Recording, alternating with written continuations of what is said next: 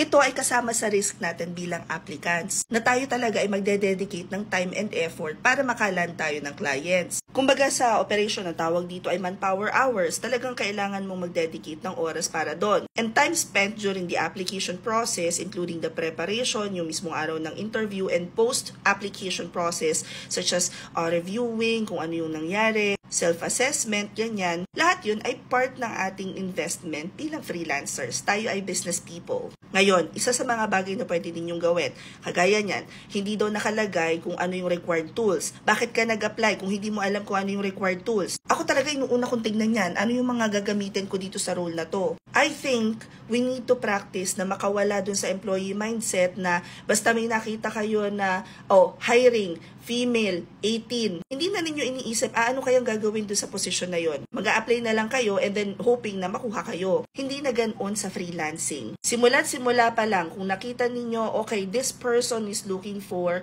a property management virtual assistant. Ito yung mga role. Familiar naman ako doon sa role, pero feeling ko kulang sa tools na gagamitin. Let's see na lang during interview, feeling ko naman worth it na mag-invest ako ng time and effort sa application. Ganyan. Kung feeling ninyo, doon pa lang sa job posting, kulang na, wag na kayong mag-apply. And guys, hindi ko dinidismiss yung fact na meron talaga mga taong kailangan ng trabaho, so mag-a-apply yan.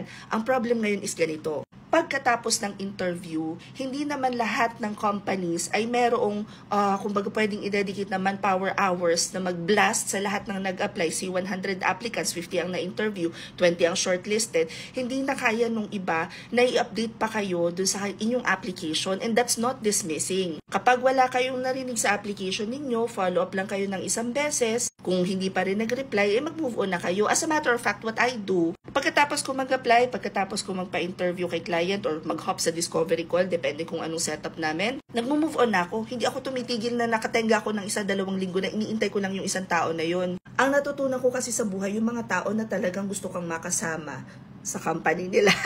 Magre-reach out yan sa'yo. Kapag nakalaan, ibibigay. Kapag hindi, hindi. Ang pinagsimulan ng topic na to ay yung nag-post doon sa isang group na gine-generalize yung mga recruiter na Pinoy. Guys, keep in mind na yung mga nag-i-interview, whether Pinoy pa yan or ibang lahi, our responsibility is to fill the role, to find someone that's fit for the role. Kung idadagdag pa ng mga tao sa recruitment, yung i-explain sa tao what they could have done better, that's just recruiters parang going above and beyond. Pero wag na kayong mag-expect dahil yun namang recruiter, they're not coaches. They're not there to give you feedback. Ang pwede lang nilang sabihin kung fit ka or hindi. And always remember that no response is a response.